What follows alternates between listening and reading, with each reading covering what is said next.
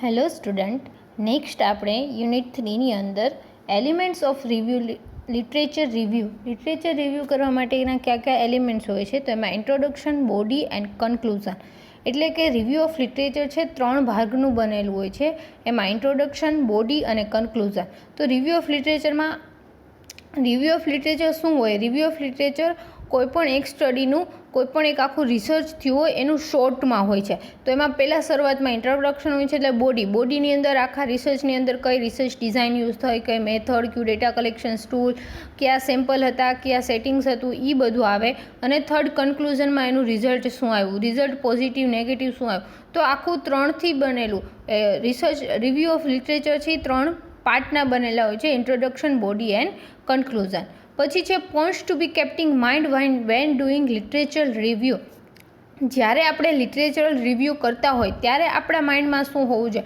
આપણે literature review લખતા હોય ત્યારે શું હોવું જોઈએ? બી સ્પેસિફિક હોવું જોઈએ. બી સિલેક્ટિવ એટલે કે આપણા રિસર્ચ ટોપિકને લગતા રિવ્યૂ લિટરેચર હોવા જોઈએ. Focus on a current topic ઉપર ફોકસ હોય એવા રિવ્યૂ ઓફ લિટરેચર લેવાના કે રિસન્ટલી જે એ રિસર્ચ થયું હોય. ફોકસ ઓન એવિડન્સ એટલે કે પ્રૂફવાળા હોવા જોઈએ કે નહીં, આ રિસર્ચ અહીંયા થયું હતું અને આ જનરલ્સમાં આવેલું છે, આપણી પાસે એની આખી બિબ્લિયોગ્રાફી હોવી જોઈએ.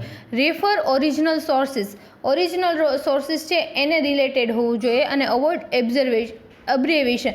સ્કેમાં તમે તમારા વર્ડ્સ છે ઇનપુટ નહીં કરવાના. એમાં સ્પેલિંગ મિસ્ટેક્સ ના હોવી જોઈએ, સેન્ટેન્સ મિસ્ટેક્સ ના હોવી જોઈએ. અને પ્લસ એમાં કોઈ ભૂલચૂક ના થાય એ પણ ધ્યાન રાખવાનું.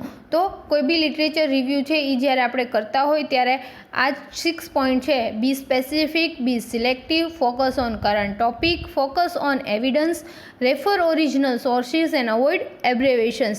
આ પોઈન્ટ છે એ ધ્યાનમાં રાખવાના. પછી છે સ્ટેપ્સ ઓફ લિટરેચર રિવ્યૂ. હવે આપણે જ્યારે સ્ટેપ્સ ઓફ લિટરેચર રિવ્યૂ કરવું છે, આપણી સ્ટડી માટે રિવ્યૂ ઓફ લિટરેચર લેવા છે અને એને રાઇટ કરવા છે. આપણી થીસીસની અંદર રિવ્યૂ ઓફ લિટરેચરનું એક આખું ચેપ્ટર આવે કે જેમાં આપણે સ્ટડીને લગતા રિવ્યૂ ઓફ લિટરેચર છે એ લખવાના હોય છે.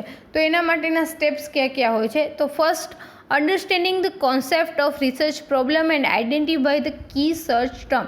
આપણા રિસર્ચ પ્રોબ્લેમ છે એનો મેઇન કોન્સેપ્ટ શું છે એ સમજી અને આપણે રિસર્ચની સ્પેસિફિક સર્ચ ટર્મ કઈ છે, આપણે કોના ઉપર રિવ્યૂ ઓફ લિટરેચર જોઈએ છે એ આપણે શોધવાની. Identify the key search terms એટલે કે આપણે મેઇનલી કયા ટર્મ્સ ઉપર કયા ટોપિક ઉપર રિવ્યૂ ઓફ લિટરેચર જોઈએ છે એમાંથી આઇડેન્ટિફાઈ કરવાના આપણા રિસર્ચ પ્રોબ્લેમમાંથી.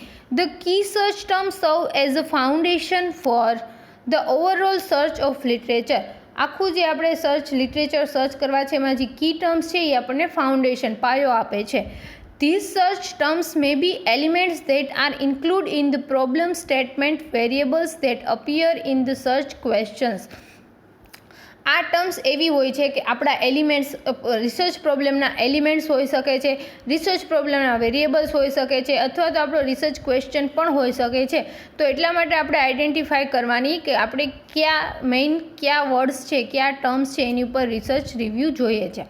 સેકન્ડ છે identifying the relevant sources. After understanding the concept of research problem and identify of key search term, now it is the time to locate the relevant sources for literature review. એક વખત આપણને ખબર પડી જાય કે આપણો research પ્રોબ્લેમનો concept શું છે, આપણે એની અંદરથી આઇડેન્ટિફાઈ કરી લે કે આપણે કઈ કી સર્ચ ટર્મ જોઈએ છે, ત્યાર પછીનું નેક્સ્ટ ટાઈમ છે કે હવે આપણે રિલેવન્ટ સોર્સિસ, આપણે ક્યાંથી રિવ્યૂ ઓફ લિટરેચર લેશું, કયા સોર્સિસનો યુઝ કરશું એ આઇડેન્ટિફાઈ કરી લઈએ, એ ડિસાઇડ કરી લેવાનું. The journals are considered as a superior and up-to-date sources over the books and other resources because books are considered outdated by the time they published after a long process, but in present scenario electronic literature sources are most commonly preferred source for literature review. જનરલ્સ છે એને સૌથી superior ગણવામાં છે review of લિટરેચરના sources તરીકે books કરતાં, કારણ કે book છે, જનરલ્સ છે એ અપ ટુ ડેટ હોય છે, એ મંથે જનરલ્સ છે અપડેટ થઈને આવે છે, જ્યારે બુક્સ છે એને પ્રિન્ટ થતાં ઘણી બધી પ્રોસેસ થાય છે એટલે બુક છે એને આઉટડેટેડ ગણવામાં આવે છે.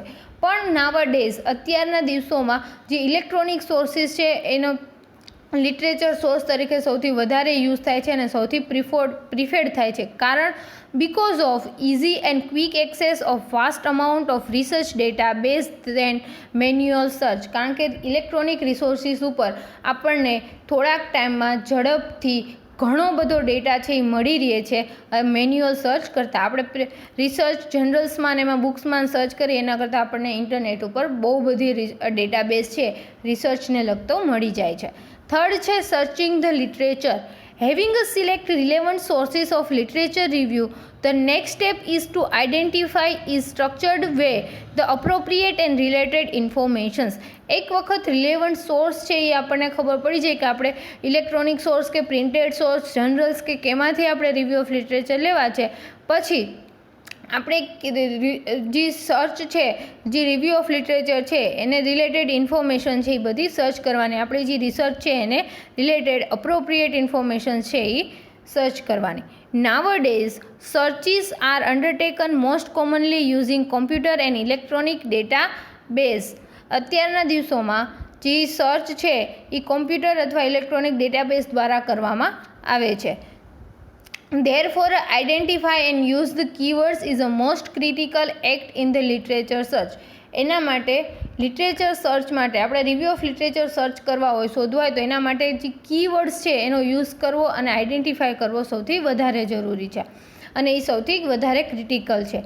Keywords needs careful consideration in order to select terms that will be generate the data being sought.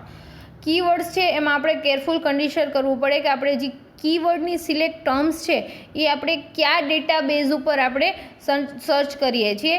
એમાં એક્ઝામ્પલ આપ્યું, for American database such as CINAHL, keywords use to identify terms may different from the British in a spelling and meaning. Example આપ્યું કે American database છે જેમ કે સિન્હાલ, એમાં આપણે જે કીવર્ડ છે એનો મિનિંગ અને એનો સ્પેલિંગ અલગ થતો હોય અને એ જ જગ્યાએ બ્રિટિશ ઇંગ્લિશની અંદર, બ્રિટિશ ડેટાબેઝની અંદર એ જ કી ટર્મનો સ્પેલિંગ અને મિનિંગ અલગ થતો હોય. તો આપણે કોઈ બી કીવર્ડ્સ ચૂઝ કરીએ એમાં કેરફુલી આપણે જે ડેટાબેઝ ઉપર સર્ચ કરવાના છે એ પ્રમાણે છે એમાં સર્ચ કરવાનું, એમાં સ્પેલિંગ અને મિનિંગ નાખવાના. ફોર્થ છે analysing and synthesis the literature. After collecting the relevant literature, it is the stage of analysis and synthesis the collected literature. એક વખત આપણે બધા લિટરેચર છે કલેક્ટ કરી લીધા, રિલેવન્ટ લિટરેચર આપણે જે જોતા હતા, આપણને જે રિલેટેડ છે, આપણી સ્ટડીને જે રિલેટેડ છે એવા લિટરેચર ગોતી લીધા, પછી એનું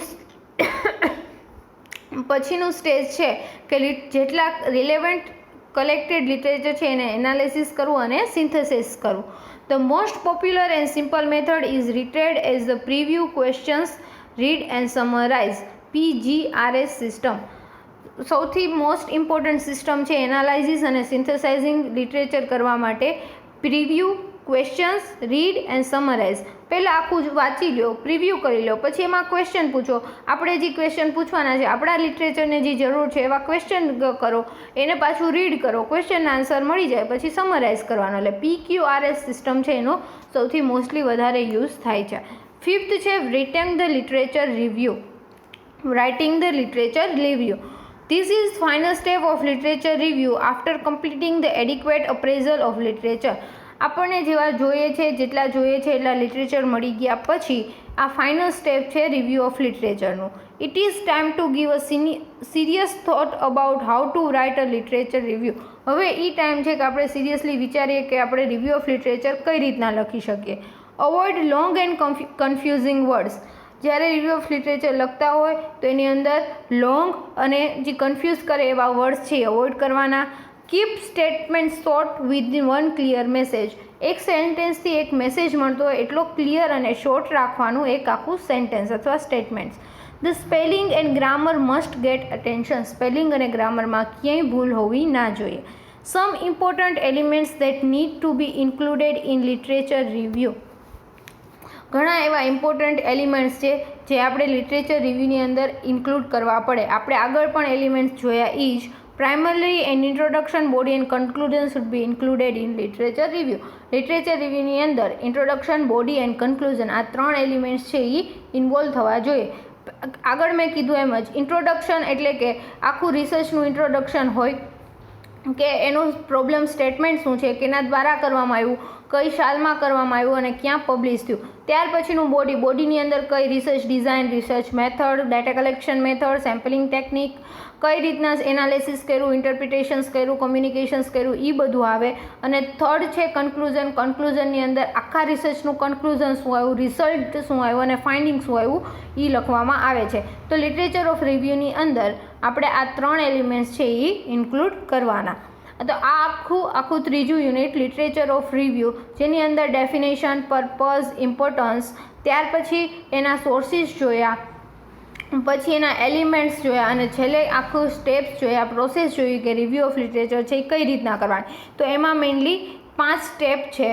identify the concept, understanding the concept of research problem and identify the key words, identifying the relevant sources, searching the literature, analysing synthesising the literature અને રાઇટિંગ ધ લિટરેચર રિવ્યૂ. આ હતું આખું રિવ્યૂ ઓફ લિટરેચર. આખું review of literature છે 5 માર્ક્સમાં પૂછે તો તમે આમાં આવી રીતના એક સ્ટેપ બાય સ્ટેપ એક પછી એક ટોપિક વાઇઝ લખવાનું.